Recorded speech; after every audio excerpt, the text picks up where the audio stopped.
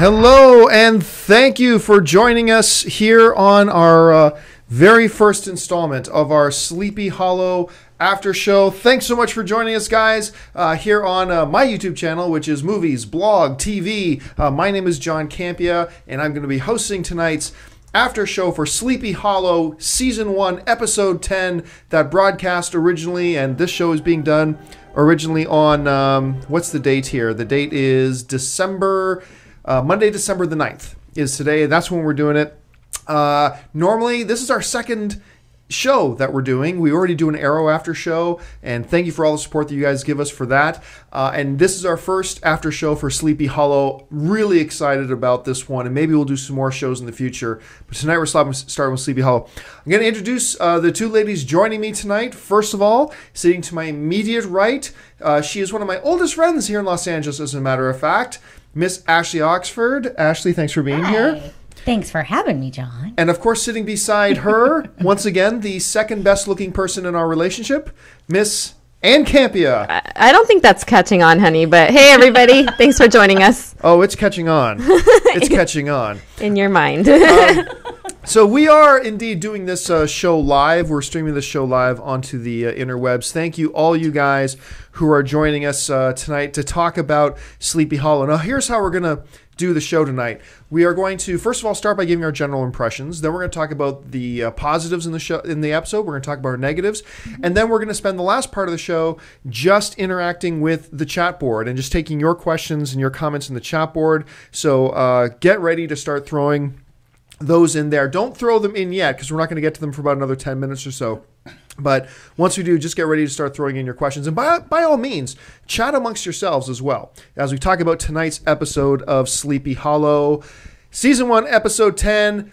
So I'm going to start this thing off with my general impressions. My general impressions, I can honestly say, this was my favorite episode of the series so far. It was extremely heavy didactic. I mean, there was a lot of just information being given. This was an information loaded episode. I mean, a lot of episodes, lots of things happen. Not a lot happened in this episode. It was all just front heavy loaded with just information and loading us up with the mythology of Sleepy Hollow and this universe of Sleepy Hollow. And it just really gives us a lot more insight into things that have happened in previous episodes, and I believe lays the groundwork for where we're going. I was thrilled. I'm thrilled to see John Noble back in here. A lot of people think of John Noble, of course, from Fringe. I will always think of him as the Steward of Gondor. From Lord of the Rings. He will always be the Steward of Gondor to me, as the Sin Eater in this. It was great seeing him back, and this episode kind of gave us a feeling that he's going to be kind of a regular, probably not on every episode, but he's going to become part of the family, as Abby put it. Just loved it. Absolutely loved this episode. So let's jump to the end for a second. Anne, yes. Your general impressions, just your quick general impressions of the episode tonight. Genuinely creeped the heck out of me. I love and hate this show for that reason, because now I cannot go to sleep because it is so creepy to me, all of the images that from this episode. Like John said, there was a lot of information in this episode. I don't know that I like it better than the pilot. I still very much loved the pilot. The pilot episode. Was really, really good. Really hooked me, but it was overall just a really good episode about Ichabod and everything that's going on with him. Ashley, your general impressions of the episode. Great episode. I loved it. You definitely covered the bases on it being all about information tonight, but it really, it hammered home some character stuff that I really like too, especially for Ichabod. I mean, he's just got this massive heart. I love the way he's being written.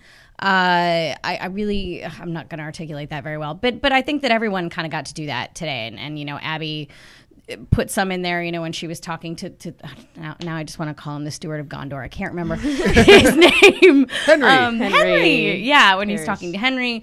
But again, there was so much information and so much happening. And I loved the golem. I thought he was sweet.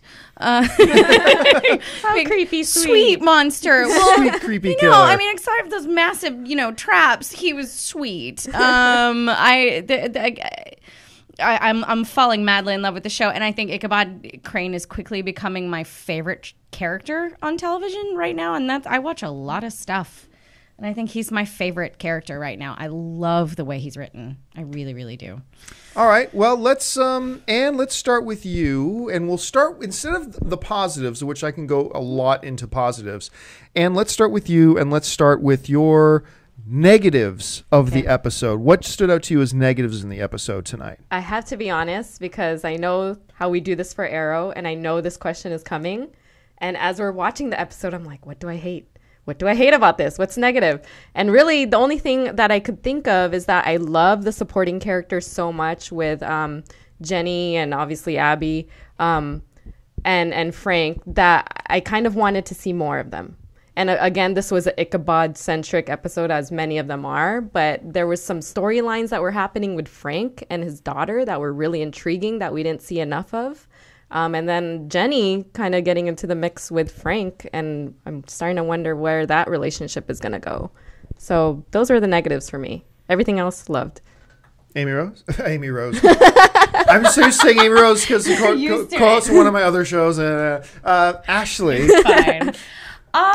Negatives for me. I was a little perplexed that, it's sort of at the beginning of the episode that, he got all excited about the witches, the bad witches with all, or with bad teeth.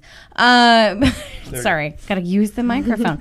At first he was excited about, they can release Katrina. And then that storyline just got chewed up and spit out and thrown away as soon as they focused on the golem and everything else. And I don't even, it was very unclear at the end, even if the golem killed them. It was, they were there for a second, and then all of a sudden it became about talking to the golem and killing the golem. And I liked that scene, but I feel like the story kind of got a little garbled, and that they were trying to throw so much in there that the storyline that I was following disappeared. And I wanted to know where it went. I was like, wait, but what do we do about Katrina now? Wait, are there witches? Are we getting her back? Is that happening next episode? Can that happen now? That bothered me. Yeah, my negatives actually start with exactly where you were, that there is this whole thing about the four who see as one are the ones who imprison Katrina. They're the ones who can release her. And Ichabod seemed to forget all about that. Once he got there, he was so busy just chewing them out. How dare you do what you did, blah, blah, blah, that he never actually got around to talking about, okay, let's talk about freeing my wife. And once the golem attacked the circus, it was never really clear if he got the witches or not. To me, that wasn't clear. Not at all. I have no idea what happened. I'm sitting here not knowing if the witches are still kind of floating around out there somewhere, or if they're dead, or if that's still a possibility for them to free her, or what's going on here. So to me, that was my biggest weakness. Also as a weakness, although there was no time for it, okay, so take this weakness with a grain of salt. Nothing about the horseman in this particular episode. Yeah. And he is the headless horseman of Sleepy Hollow. And you shouldn't go long without the horseman, even if it's just a small 30-second teaser scene of something. You should refer to the headless horseman. Now, but like I said, take that criticism with a grain of salt, because there was so much didactic information just to be conveyed that there wasn't exactly a lot of time for cutaway scenes to the horseman. So I get that, and that's fine. But for me, that stands out as my negative. So, Anne, let's go back over to you. Now let's talk about the positives of the episode. What were some real positives that stood out to you? I mean, some of the usual, which in every episode, I love the chemistry, obviously, between Abby and Ichabod. So that was never lost in this episode, all the jokes and the irony of that. But the funny thing is that you guys mentioned the witches. And I actually like that scene because Ichabod found himself in such a quandary, having to, do I save these witches? Do I kill the golem? What do I do? I know we didn't get to see really if the witches are indeed alive or not, but I think that I like that scene for that very reason, that he was kind of in this conflict of what he needs to do to either, bring Katrina back, or is his son really dead? I don't know. There's just all these questions in my head going on during that scene. Ashley? For sure. The Ichabod Abby relationship, I really like the way that they continue to not make it like, creepy or I don't feel like anybody likes the other one more or they're not trying to throw in a cheesy like romance angle on it. It's a very genuine sort of compassionate and cute, and it's a nice balance between like the the moments where they're connecting and then the comedy. The mistletoe moment could have been creepy. I don't think it was. I thought it was sweet. I love the comedy. I love the embroidered hosiery bit. I thought that was hysterical. Yeah, I just remembered something else I didn't like. But that's okay. But no, I really, those were aside from just in general. Oh no, I'm sorry. I also liked the cinematography in the purgatory sequence. I like how they shot it like a dream.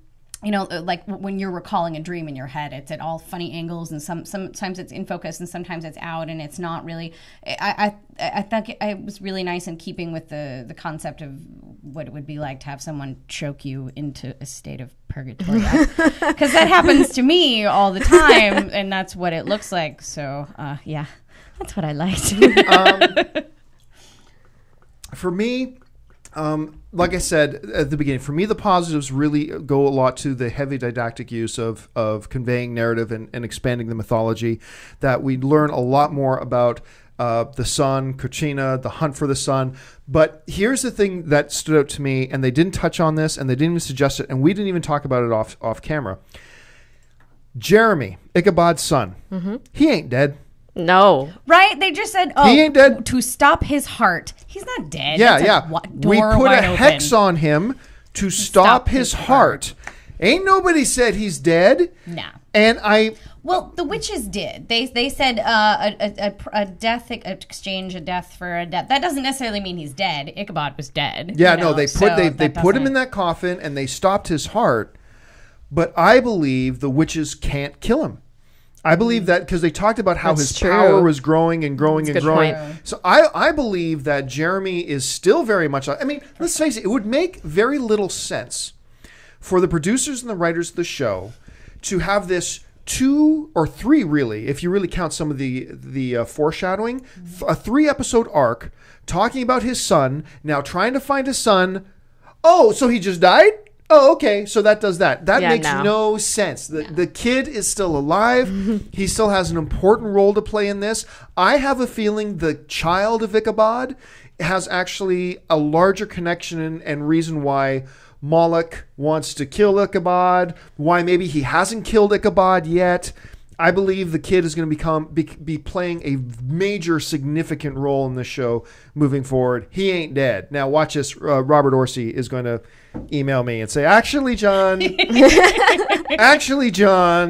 he's dead. And I should point out, full disclosure here, because I am acquainted with Roberto Orsi. He's done a couple things with me in the past. He was on one of my panels at Comic-Con that I did a couple of years ago as my guest. Then at Comic-Con this past year, he was kind enough to come and stop in at a party, meet and greet that I held at Comic-Con last year, and he was one of the guys who came down. Of course, Roberto is one of the guys behind this, and of course also one of the guys behind Fringe, where John Noble was on as well, and so we see some more crossover here with John Noble as well. So that's really great. But I love this whole. They've just taken the entire canvas of Sleepy Hollow with all this mythology about Jeremy, and they've just expanded the whole palette to me. To me, they've just really expanded where they can go now, and I'm really excited about it. Well, they're totally setting up the second half of the season with that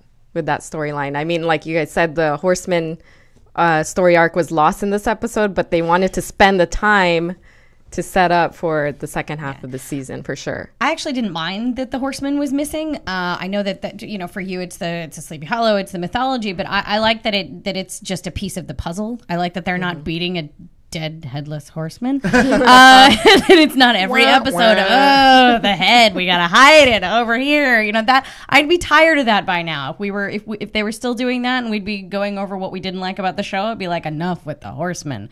I like that he comes in and they're not beating it to death. I like that he's an element of the story and they're not trying to make it drive the story. I do Yeah, like and that. they've been busy expanding the mythology of the Horseman too. Like we just learned the other week that the Horseman is actually Ichabod's old best friend who is in love with Katrina. Like they're weaving such a beautiful, intricate story here. Stay with me when I say this, but you'll see what I mean. It feels very Battlestar Galactica-ish to me. The levels of complexity they're adding to each individual characters and their underlying connections to each other is in many ways feeling very Battlestar Galactica-ish to me, which is one of my all-time favorite TV shows. I think that might be one of the reasons why I'm liking this so much. Okay, well, listen, we've gone on about this for almost 20 minutes. It is time for us to throw it over to the chat board. We're going to spend the rest of the show now just taking your comments and your thoughts and your questions in the chat board. So by all means, if you're watching the chat board now, start throwing questions in there, start throwing your comments. Anne is monitoring the chat board. She has been ever since we started. Yes. So she's going to pick some stuff out. So Anne, do we have anything interesting in the chat board already? I am going to take the first question Oh, myself. all right, by all means. You're cheating. I'm first in line here. Okay. The more we see of Katrina, What's the question? it's coming. Okay. I guess I want to get your guys' take on Katrina because she seems like a rather shady character to me. In every episode, we find out something that she either forgot to tell Ichabod or there's something that she was doing. You're not taking the first question. You're actually asking the first question. Yes, I'm asking you okay. guys your Okay. thoughts on the Katrina character thus far. You're right. I mean, like all women, gentlemen, they I are knew he would go there. lying, deceitful, always hiding something. No, it's true. I mean, the thing about Katrina, we are fine. Every episode, you're right. It feels like there's something else she never You know told what? I Ichabod. forgot to There's tell another you. thing. We have a son, by the way. I'm a witch. Yeah. Didn't mention that to you. I'm locked in this immortal battle between good and evil. And then, he's dead. And I'm the one who put you to sleep and put a spell on you to keep you alive. Oh, by the way, you have a son. Oh, by the way, I sleep with these 5 other dudes. Like, I feel that's what's coming next. So, dudes, you guys, you know what I'm talking about. This is what women do. So, but you're right. I mean, I just never get the feeling that we know everything yet from Katrina. Maybe if Katrina dies, everything will be better. Everything will come back to normal if she dies. So what Anne's saying, fellas, is if you get rid of your lady, everything's better. No, there's not an analogy there. I don't know. Ashley, like, what do you think about... Like, what are you thinking about his wife, about Mrs. Ichabod Crane? I struggle with Katrina. I mean, I'm just putting aside the fact that I'm just pissed that he's married. But I don't know. It's hard because I feel like maybe I'm not saying that's the easy choice, but I almost feel like they're deliberately leaving it a little open ended. I feel like maybe they haven't decided from a writing and producing standpoint what they want to do with her, and I think they're leaving it deliberately a little ambiguous to give themselves the opportunity to play with that if they need to. I mean, they haven't even introduced until now the character of the son, and they've now clearly explained that his powers are bigger than hers. I don't know. I feel like it's. I don't think that they have decided what to do with her yet, and I think that's why we're just as curious. I do get the feeling that we are not at the end of hearing what else she's hiding from Ichabod. I believe there's still more to come, and at some point Ichabod's going to go, you know what? She's in purgatory. I'm good. Just let it go. I know you're a hot witch, but yes. I'm cool. I know you're a hot witch. Right. That was my pickup line to you, wasn't it? Oh, wow. No, okay, let's get to the questions now. All right, questions from the actual chat board. So Tyler Palzer and Kosal Seek, I'm sorry if I mispronounce your names. They're both going in this direction of, are we ever going to see Katrina freed in this season? And are we going to see either Katrina or Jeremy in modern times in this season? Okay, so if my theory is correct that Jeremy is still very much alive and he's just buried somewhere and at some point Ichabod's going to find him or somebody's going to find him, maybe that's what the Horsemen are looking for. Maybe the Horsemen are looking for Jeremy. I don't know. It makes total sense that we'll see Jeremy in modern times. But I'm going to tell you this. I struggle with that question about whether we're going to see Katrina freed from purgatory, brought back to life into modern times. Yeah. Look, I don't believe... I find it refreshing when TV shows and movies don't feel the need to make the male best friend and the female best friend ultimately hook up. I love it when they don't feel the need to do that. That being said, I believe they have hinted in this show that Abby's feelings for Ichabod may run a little bit deeper than she's comfortable with. And it leads me to wonder if at some point, this is what I thought before, if at some point Ichabod's going to release Katrina and have to come to that place of acceptance that he has to now let her go. And then something with Abby then later proceeds to develop, or whether something, maybe some darker secret that Katrina is hiding that drives Ichabod away. He goes to Abby, or maybe nothing at all. But I'm confident of this.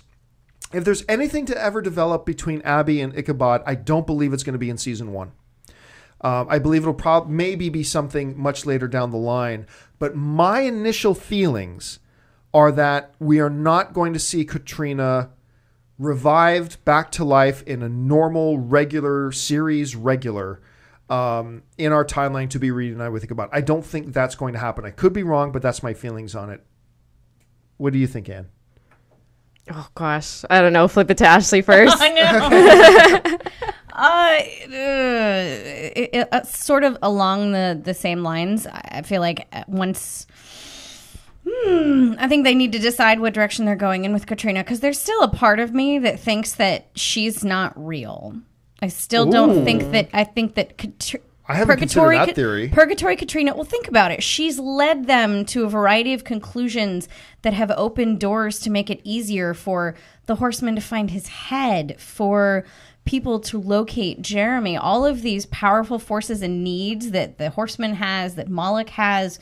Katrina's is the gateway drug to all of these things that they need. And wouldn't it be simpler to present him with an image of his dead wife and say, oh, go over here and open this box where the head is that we need. And, oh, your son. Yeah, and if you kill the golem who's killing all of the people that I need to get to the sun, to usurp the power. Maybe I'm going too far, but I haven't decided whether Katrina's Katrina yet. That's something we haven't considered. And a couple of people are pointing out, too, and asking this question about Ichabod and the relationship with Abby and Katrina. A lot of them pointing out, hey, look, other relationships in TV, too. Clark and Chloe. Yep. From Smallville. Currently, Oliver and Felicity and Oliver in Green Arrow. Yes. I mean, there's precedence here. There's obvious precedence here. So that's an interesting theory. And what did you think? Well, and a lot of people in the chat are chiming in that Katrina's in this gray area, obviously purgatory. But I really want. I didn't think about that theory. Actually, that's a great theory, by the way. But I want Katrina to be a dark character. I want it to come out that she's made a deal with the devil. She's working with Moloch or something. And I don't know that they'll go that way. I would love to see it, though. It would be ballsy. It would be a twist. Very ballsy. It would definitely be a twist. All right. We'll see. What's next in the chat board? There's a question here about, and let me see if I can find it. Putting Ichabod in a situation where he'd be forced to turn against Abby because Moloch has Jeremy and Katrina. Would we see that, potentially? Ashley? I have no doubt. I have no doubt at some point loyalties are going to be tested with Ichabod. And I mean, hell, if you had to choose between your new buddy and your spouse, that's a tough one. But I do believe they're going to put Ichabod in that predicament. You know, at the end of this episode, when Moloch did kind of face him in the mirror. Oh, sorry, in this episode when he faced him in the mirror and said that you will deliver her soul to me. Yeah. That's a reasonable possibility. I didn't even think about that line. That's a great point. I've got Katrina and your kid, and or both, or anybody. Hand over, and I mean, and it could be a selfless Abby sort of season cliffhanger kind of situation. I don't know, but yeah. That makes perfect sense. Yeah. I don't know why I didn't think about that thing. Moloch says, "You're going to deliver it to me." Well, how's he going to do that? He's probably going to hold Katrina or the son, but I think it's probably more likely the son, but it could be one. What about you, Anne? What do you think? Yeah, I definitely agree. I think they're going in that direction. I really don't want to see any conflicts between Abby and Ichabod, though, because I cherish their relationship so much. And it's going to hurt me as a viewer to see that happen. But I know they're going there. I know they're going to do that because they're going to tug at our heartstrings and make us be really sad for a few episodes because these two are going to have a conflict. They're going there. They're definitely going there. You know, they've done that, though, with Scoobies in the past. I mean, I can't remember an example off the top of my head when, you know, anyone for the Buffy camp fought or even the Fringe camp. I mean, that's going to happen. The question is, how did they survive it? What is their excuse for surviving it? And that's what makes good TV. All right. What else is in the chat board? BKA is theorizing that Ichabod's son is Moloch. Oh. You know what? The thought crossed my mind. Considering his how much power he has and all that kind of stuff, the thought has crossed my mind. However, if we accept the show's premise that it has given us so far, this battle has been going on long before Ichabod even met Katrina to conceive Jeremy, for Jeremy to be born, grow into his power, blah, blah, blah, blah, blah, all that kind of stuff. And so I think Moloch has been around before Jeremy was ever conceived. But that being the case, or that being assumed, let's think about the Horseman for a second. Let's think about the Headless Horseman, Death. He was recruited, basically. Remember that episode? He was recruited by Moloch's followers. Mm-hmm. So Moloch had to be around before that. Yeah. So unless they're going to say Jeremy is some kind of mutant as well, who has time traveling capabilities, and now that he's achieved the state of power, he can travel back and forth through existence and time, mm-hmm. which I don't think they're going to go in that direction. I don't think he's Moloch. Although if whoever asked that question, you're not the only one who's thought that thought crossed my mind. But the more I think about it and the past episodes, I don't think that fits within the reality that they've created in the show. So I don't think so, but what do you guys think? Well, I mean, they could maybe be going for like a Potter or what's the Ghostbusters to the guy that needs the baby of the body of the baby, or just some sort of conduit in order to kind of give your evil a corporeal form. Right. And it could be that Moloch needs Jeremy, and that could be the link between them. The gatekeeper and the keymaster. One is the gatekeeper, one is the keymaster. No, who is the guy that steals Oscar? Oscar's the baby, and then there's I don't remember a lot about Ghostbusters 2. Come to me. Me either. So let's stick on the question at hand. Sorry. What do you think, Ann? I don't think they're one and the same. I crossed my mind as well, but you're right. I don't think they're going to go that way. If it's already crossing our minds now, then it's a little too obvious for that to actually happen. Yeah. But I think there is a sacrifice happening there that potentially Katrina made a deal with Moloch in exchange for Jeremy or something of that sort. I got a feeling Jeremy's going to be the one who can destroy Moloch. And that's why that would be badass. Moloch is after this kid so bad. Ultimately, he's just trying to hunt down this kid. Maybe he's letting Ichabod live so that Ichabod can find a way to track down and find his son so that Moloch can destroy him or whatever. But I got a feeling it's going to be one of these prophecy things where Jeremy ends up being, I'm probably so far off base on this, it's crazy. But now I'm just theorizing off the top of my head, maybe Jeremy is the one who can actually destroy Moloch. That's just one thing. All right, what else is in the chat board? Okay, so let's go in a direction outside of Ichabod's centric episode. Let's talk a little bit about Frank. There's a question from Jason Burning that's asking, do you think Captain Irving is a descendant of Katrina's witch friend that raised the child? Because we found out that Abby's a descendant of them. Well, it's feeling like everybody is connected. Yeah. It's feeling like everybody who's being brought into this circle of trust is somehow connected. I believe finding out about Abby's descendants or that who she's descended from is just the tip of the iceberg. I think we're going to find out that everybody connected in all this somehow has their roots and their lineage go back to that. I think it was destiny that Frank ended up coming to this small town.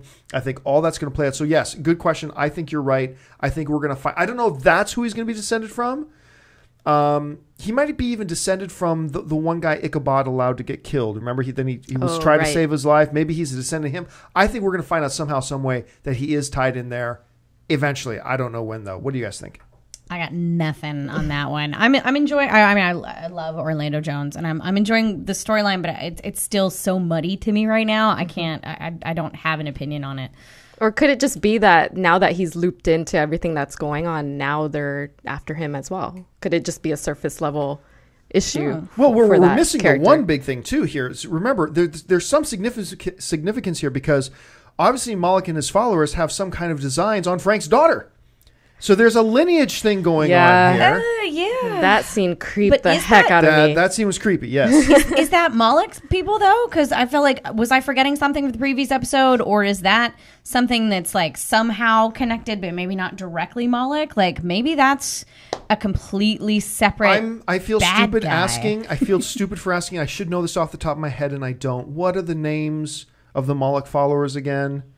The ones that the Masons were constantly battling against through the ages. The guys who have the mark on their hands. And I'm forgetting. Guys in the chat board, what's the name? What do they call themselves? What are the names of those guys? You guys can Google it right now, and we can't. So and keep your eye anyway. And keep your eye on the chat board there for that. But I think they were connected, and they're after now Frank's daughter. So that once again suggests that there's going to be a lineage situation here, a lineage issue. So like I said, I just got a feeling they're going to show how this is one big, huge web that is all interconnected. So anyway, and while we're waiting for the time delay to catch up to us and people to answer that question about what the followers of Moloch are called, what else do we got in the chat board? Do we think that Frank's daughter's incident will play a part in this intertwined theory that they're going with? Because they haven't really gone into detail yet about that accident that has put her in a wheelchair. I think so. I think that at some point we're going to find out that, I don't know. You know what? How's this for twisted? We're going to find out it was Abby's sister driving the car. And they never caught the person who did it. Or maybe it was the sheriff, the now deceased sheriff, who is the Kurgan in the Highlander, for those of you who didn't recognize him, by the way. A lot of things. He is in a lot of things. He was in Lost. Anyway. I think at some point there's going to be an episode where there's a flashback and we see who hit her with the car, and even that was a part of the plan. Maybe I'm going really overboard with this. I'm just kind of. Why don't you call Roberto and ask him what's happening? I'll tweet Roberto tonight and say, hey, what's going on? Give me the scoop. Tell me all the information. And still nobody has come back with the name of that crew. Yeah, come on, guys. Seriously. Somebody's saying it's a German name, and it is a German name, but Hessians. Thank you, Hessians. Thank you. Sirius Flynn. I mean, that's great. Okay, so. We're already over 35 minutes. Let's take two more. All right. So Corey Robinson asks, will we see any more Masons, I guess, in modern time? Yeah. Oh, yeah, no doubt. I think the Masons are a much larger group than just the dudes who are in there. I think there's going to be a lot more. I think we're going to see a lot more of them at some point. Another chapter of the Masons are going to come down and to help Ichabod. And the main guy of the Masons is actually also in another show I'm watching right now called Grimm. He is the crown prince who was apparently assassinated, but we know he ain't dead. No. So he's in that show as well. He was also in that one season show called The Cape. Remember that superhero show that was on like 2 years ago? Yeah. So he was the big villain in that for a season, and I think he was in True Blood for a little bit. He was in True Blood. He was on The Tudors. And that's right. So I don't think he's gone because we never saw him die. No, we did see his head hollowed out, I think. No, we didn't see. It wasn't his head. Lights in it. Those heads, none of those were his head. I'm fairly certain. I could be completely wrong about that, but I'm fairly certain none of those heads were his. About that. But I think it was because I was pissed because I was like, oh, I like him. But maybe that just tells us that he'll be back on Grimm because they had to take him off this show. Right. I don't know. But yeah, I mean, I almost feel like the Masons for this particular series is feeling a little, like watchery, or what are they called in Grimm? The council? What are they called? The Vesson Council. The Vesson Council. Yeah, I'm wondering if the Masons are going to take that kind of position in this storyline eventually. And that, from what they said in the show so far, they've been the ones waging the battle against the Hessians and Moloch for that past couple hundred years while Ichabod's been sleeping. Right, and he was a Mason, so right. I can't remember if he actually was a part of the Masons or not. I can't remember. It was all revealed in one episode. I can't remember. All right, let's take one more question, and then we'll sign off. Okay, so before we get to the last question, Sirius Flynn says that Vigo the Carpathian? Vigo the Carpathian! Thank you. Vigo Won an the Oscar? Carpathian. Yes. Thank you for that. Okay, so the last question, Crimson Knight 700 asks, could Moloch just be a pawn for a bigger bad? I mean, if you want to go biblical storyline arcs, which is the show, there could only possibly one step up. Yeah. I mean, after Moloch, there's Satan, and that's it. So I don't know if they want to go there. You could drag this Moloch storyline out for 4 or 5, 6 seasons if you really wanted to. So I'm not getting the sense, but if they ever get to the point where they last longer than they thought the show would last, and they defeat Moloch, they do have one more step up the ladder they can go, but only one. Really? And it's the devil. Well, I mean, The fruits of the devil. we are talking about, fantasy here, though. I True. mean, it's like the literary hellmouth. Anything could come out. I mean, that's the joy of fantasy. I don't think there's one step. I think there's as many steps as they want, and that's the best part of the genre. How long has Supernatural been on television? It is on season 8. Okay, I believe. I think that answered that question. Yeah, 8 or 9, and There's no such thing 8 as or one more 9. big It was like in bad. season 6 or 7 that they finally faced off against Satan, and the show's still going. So, I There's mean, never just one big bad. There are many big bads. there are many big bads, but the one thing about Supernatural is they've never faced anything bigger than Satan. So it's always been now new levels of things. Like they had the what were those creatures called? The Leviathan. They were fighting the Leviathan, and now they're fighting. They're trying to get the angels back into heaven. Anyway, we're going into another show altogether. Sorry. A couple people asking, hey, we should do a Grimm after show. I think I am going to do a Grimm after show because I'm totally liking Grimm. do it. Totally come on for that. I liked the first season of Grimm. I didn't love it, but I liked it. Mm-hmm. But this second season, I'm loving. I'm really, really getting into Grimm. Third season? Or No. third We season? have It might be third third season. I can't remember. Second or third. Anyway. But we're talking about Sleepy Hollow right now. So I think this episode has gone 40 minutes now. I think that's long enough for a first episode. Guys, thanks so much for those of you who are watching us live and joined us in the chat board and stuff like that. Keep chatting amongst each other and emailing us. And folks, if you like this after show, do us a favor. Share it. Let other Sleepy Hollow fans know that there's a place to come to just talk and interact and just talk about the episodes as they come. Let me know other shows you'd like to see and all that. Don't bother saying Sons of Anarchy because the season finale is like next week, so there's no point in starting episodes of Anarchy right now. But thank you so much. Share it around. Come back and join us again next week. We will be here again. I want to thank, first of all, sitting to my right, Ashley Oxford. Ashley, thanks for being here. Thanks for having me. And of course, Ann Campea. Thanks, everybody. And thank you most of all to you guys. Subscribe to our channel. Right now we have 2 after shows. Plus, we're adding Team Amazing to the movie, blog, TV, YouTube channel, YouTube channel. Join us for the Arrow one. So we got Team our Asians. Arrow after show. We're going to have our Sleepy Hollow after show. We're going to have Team Amazing, and we're going to be adding more stuff as well. So please make sure to subscribe and spread the word around. Thanks so much for your support. Come back and join us again next week. Tweet to us. Let us know your reactions. Keep the conversation going. Thanks for joining us, guys. So until next time, my name is John Campea for the Movies Blog TV YouTube channel and the Sleepy Hollow After Show. Thanks for joining us, and until next time, see you later.